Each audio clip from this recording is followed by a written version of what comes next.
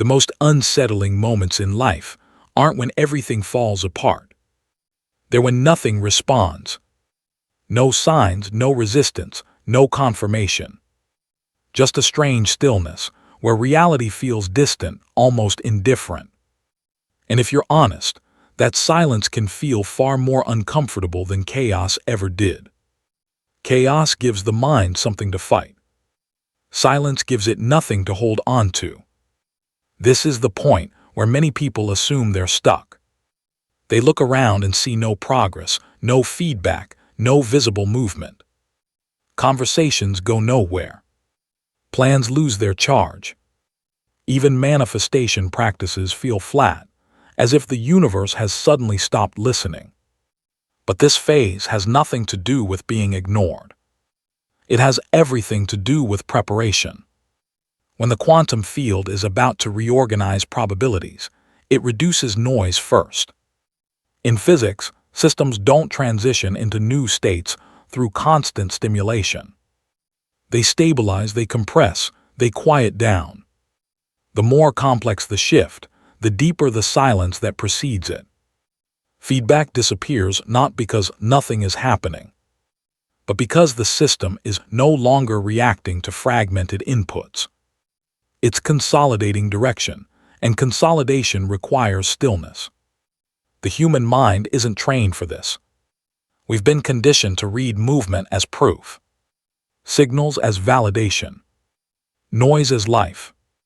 So when reality stops reflecting our expectations back to us, the mind fills the gap with fear. It labels the silence as delay, punishment, or misalignment. But those interpretations come from conditioning, not from how reality actually reorganizes itself. What you're experiencing isn't emptiness, it's signal refinement. When the field goes quiet, it's because your internal frequency is no longer scattering energy across multiple timelines. Old desires lose emotional charge. Old fears stop demanding attention. The pull to react weakens, and that absence of reaction feels foreign. Because for a long time, reaction was how you knew you were alive, progressing, becoming. Music. But reaction is not alignment. Alignment is coherence, and coherence is quiet. From a quantum perspective, the field responds most clearly when interference drops. Emotional urgency, constant expectation, and the need for reassurance all act like static. They fragment the signal. When those dissolve, the field doesn't rush to respond outwardly. It stabilizes inwardly first. That's why silence arrives before movement. This is also why so many people misread this phase and undo it. The moment the external world stops providing feedback, the mind tries to recreate noise. It checks for signs. It revisits old problems. It seeks stimulation just to feel movement again. Not because something needs fixing, but because silence threatens the identity that relied on constant engagement to feel secure. Yet this silence is not neutral in effect. It is deeply active. Neuroscience mirrors this exact process. When the brain exits chronic stress and predictive loops, it reduces its output. Fewer thoughts, less urgency, less emotional reactivity. To someone unfamiliar with this state, it can feel like something is missing, but nothing is missing. The system is entering integration mode.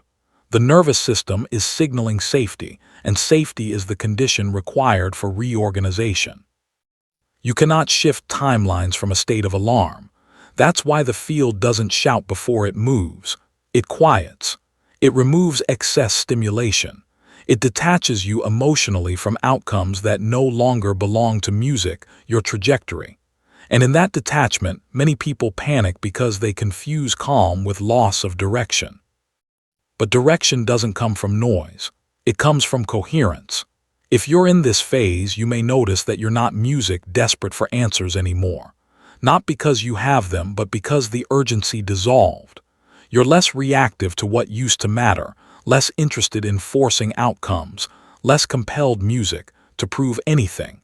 And that can feel unsettling if your identity was built on striving. Yet this is the moment before resolution. The field goes silent not to punish you, but to remove interference. It stops feeding you signals because it no longer needs your reaction. It's aligning probabilities in the background without resistance, without emotional charge, without contradiction. This silence is not asking you music to act. It's asking you not to interrupt. Because when the signal clears completely, music, reality doesn't respond gradually. It reorganizes. In physics, a system does not reorganize itself while it is being constantly disturbed. The more interference there is, the less precise the outcome becomes. Music. This is not philosophy. It's observable behavior. When a system is overloaded with inputs, reactions, and external pressure, it remains noisy, and noise prevents resolution. The quantum field operates under the same principle. Before probabilities collapse into a new configuration, music, the field minimizes interaction. Feedback reduces.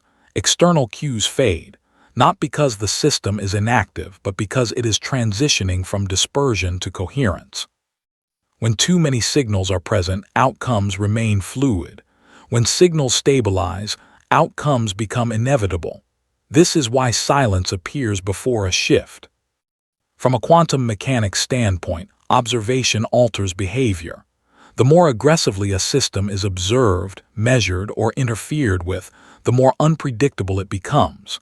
That's not mysticism. It's the observer effect. When observation carries emotional charge, expectation, or urgency, it introduces instability into the system. The field doesn't respond well to instability. So when your music, internal state becomes quieter, less reactive, less demanding, less fragmented, the field mirrors that reduction externally. Feedback drops. Signals stop coming, not as a rejection but as a synchronization. The system is matching your internal coherence by reducing external noise. This is where people misunderstand what's happening. They believe signs are required for movement, that progress music must be validated continuously. But validation is interaction, music, and interaction delays resolution. In quantum systems, collapse happens when uncertainty stabilizes, not when it is constantly stimulated. Your emotional checking delays collapse. Every time you look for confirmation, you're reintroducing uncertainty. Music, every time you question whether it's working, you split the signal. The field reads this not as curiosity but as incoherence, and incoherence keeps probability open, undecided, suspended. Silence arrives when the field no longer needs your input. At this stage, the internal signal becomes dominant. Music, thought, emotion, and identity begin aligning music without effort.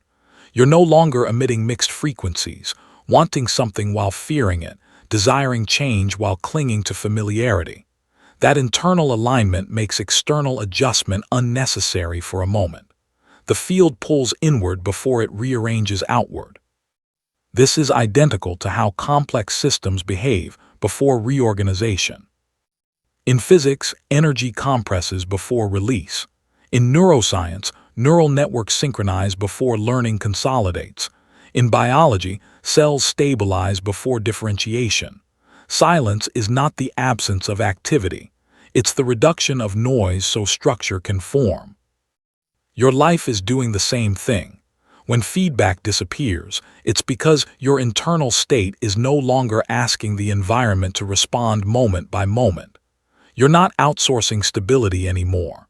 And when stability becomes internal, the field stops correcting externally. It waits. That waiting is not passive, it's precise. This is also why this phase feels uncomfortable to the mind. The mind evolved to predict outcomes based on feedback. When feedback disappears, prediction fails. And when prediction fails, the mind assumes danger. But danger is not present, only unfamiliar regulation.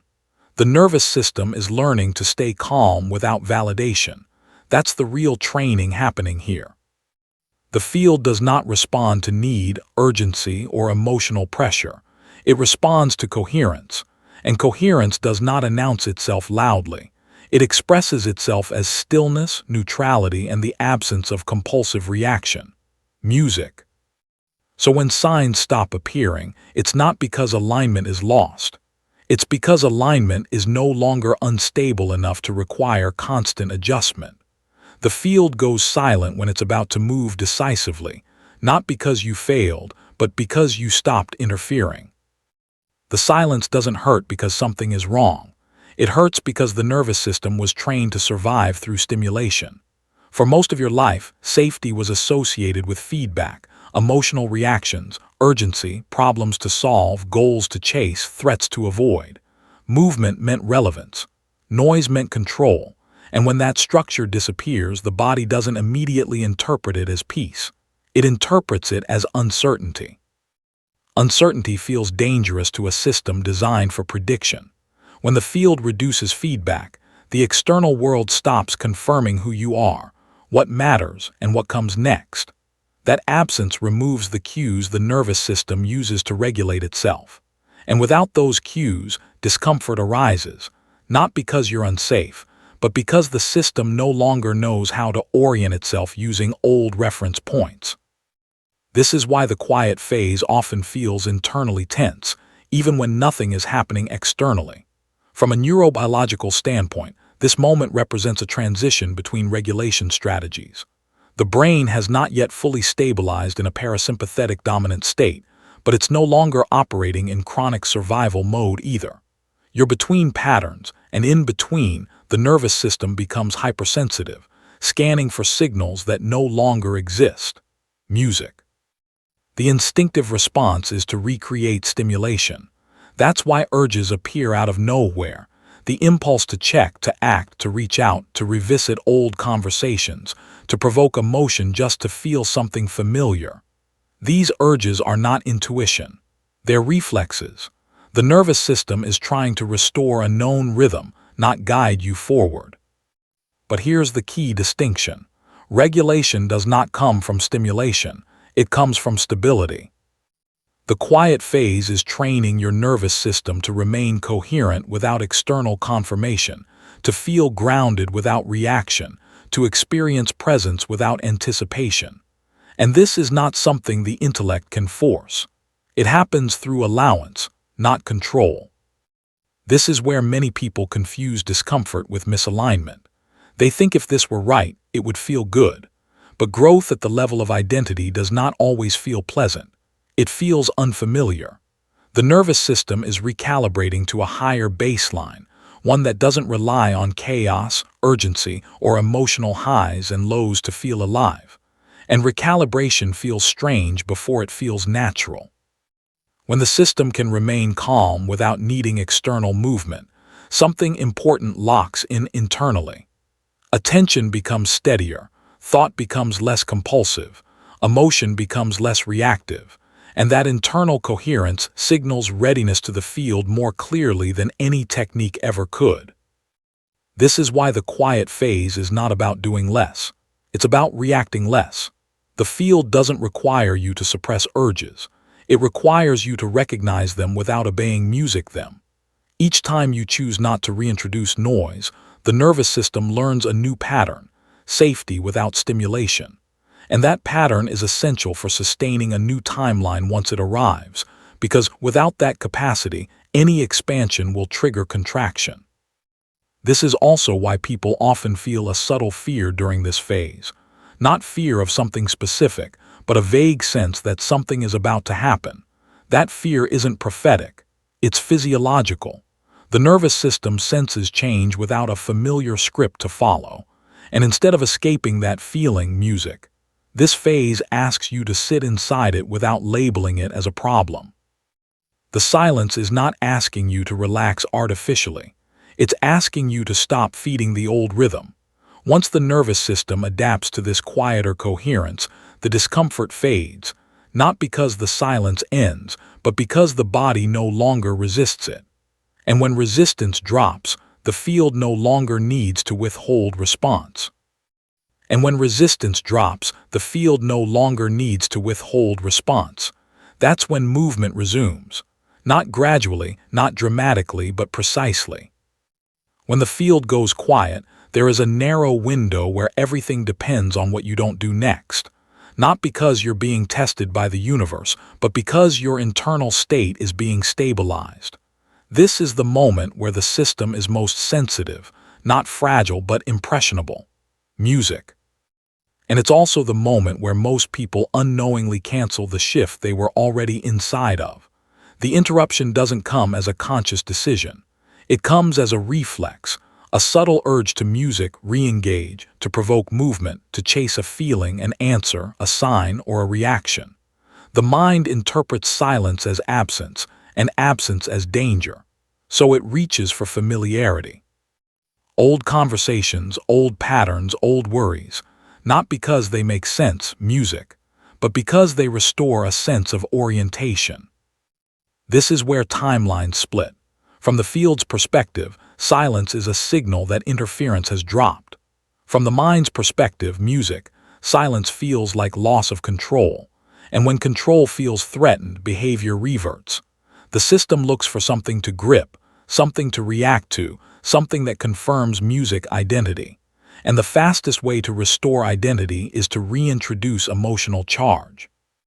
But emotional charge is noise. The quantum field does not respond to urgency. It responds to coherence. When you reintroduce urgency, even music subtly, the signal becomes mixed again. Not broken, just unstable. And instability delays resolution, not as punishment but as precision. The field mirrors whatever state is most consistent. This is why forcing action during this phase feels strangely unproductive. Effort doesn't move things forward.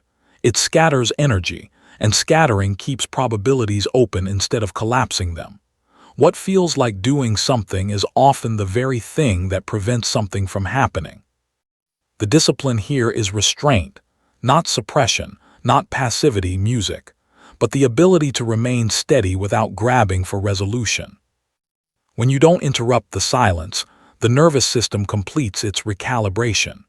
The old identity loses its final anchors, and the internal signal becomes music, singular. Not because you focused harder, but because you stopped splitting attention between wanting and fearing. This is the moment where a simple internal declaration can help anchor coherence. Not as affirmation, not as belief, but as music alignment. If you want to consciously remain steady in this phase without rushing or retreating, take a moment and write this music in the comments. My signal is steady. Not because writing it makes something happen, but because choosing to state it reinforces the internal decision to stay coherent instead of reactive. It's a quiet commitment to not interrupt what's already organizing itself. Silence doesn't require effort. It requires consistency. And consistency is what allows the next phase to arrive without resistance. This quiet phase was never meant to last, not because it's fragile, but because once coherence stabilizes, movement becomes unavoidable. A quantum system cannot remain suspended indefinitely. When probabilities compress and internal signals align, music, resolution follows naturally. The silence exists only long enough to dissolve interference. Once that work is done, reality reorganizes quickly. That's why this moment feels fleeting. There's no ceremony, no announcement, no clear line separating before and after. One day you're in the quiet, and then suddenly you're not. Circumstances shift, opportunities appear, conversations change music tone, decisions become obvious without effort. And because the transition wasn't dramatic, many people don't even register that they crossed a threshold. They only notice music later. Looking back, they realize something subtle ended during that quiet period, a way of thinking, a tolerance for certain dynamics, an attachment to struggle. The old timeline didn't collapse violently. It lost relevance. And relevance is what keeps realities alive. This is why so many people say it just happened, without being able to explain how.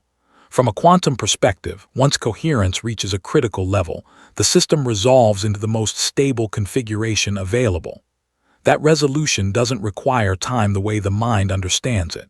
It requires alignment, and alignment, once achieved, produces rapid external change because resistance has already been removed internally. The delay wasn't external, it was structural. Most people miss this phase because it doesn't feel productive. There's nothing to manage, nothing to fix, nothing to optimize. And without tasks, the mind disengages. It labels the period as irrelevant, uneventful, or forgettable. But forgetting doesn't mean it didn't matter. It means it didn't demand attention. And what doesn't demand attention often carries the most weight. This is also why trying to recreate this phase intentionally doesn't work. You can't force silence. You can't schedule coherence. It arrives as a byproduct of identity exhaustion.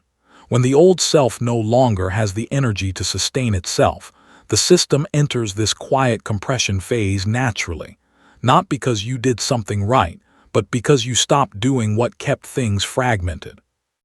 Once the shift completes, there's no urge to explain it to others. No need to music convince, no excitement to announce. The new timeline doesn't require validation. It simply functions. And that functionality feels ordinary, even though it would have felt impossible before. That's the irony. The biggest music changes feel the least dramatic once they're real. This is why the quiet phase is so easy to overlook. It doesn't look music like transformation. It looks like nothing. But nothing is exactly what allows everything to rearrange. When emotional charge drops music to zero, probabilities stop bouncing. They settle. And once they settle, reality doesn't hesitate. It moves. When the silence ends, it doesn't announce itself. There is no dramatic shift in the air, no internal voice saying, "Now." What changes is more subtle than that. You notice that decisions feel easier, that certain doors open without negotiation, that reality seems to move with less friction than before. Not because you pushed music harder, but because nothing inside you is pulling against it anymore. This is where many people misunderstand what just happened. They assume the work music is done, that the shift completed itself automatically and will now sustain on its own. And while the collapse into a new timeline may be complete, stabilization is a different process. The field responds to coherence, but coherence music must be maintained as life begins responding back. This is the part no one prepares you for. Once reality starts moving, the nervous system is tested music, again. New opportunities bring unfamiliar responsibility. Expansion brings a different kind of uncertainty. Without internal stability, the system can revert, not fully to the old timeline, but into oscillation. High moments are followed by confusion. Breakthroughs dissolve into self-doubt. Movement slows into hesitation, not because alignment was false, but because it wasn't anchored. Quantum shifts don't require effort to begin. They require integrity to sustain.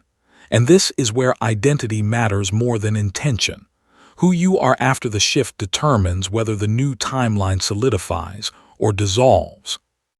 Identity isn't maintained by motivation. It's maintained by nervous system regulation, emotional coherence, and a consistent internal reference. This is why the most critical phase of transformation happens after the silence, not before it.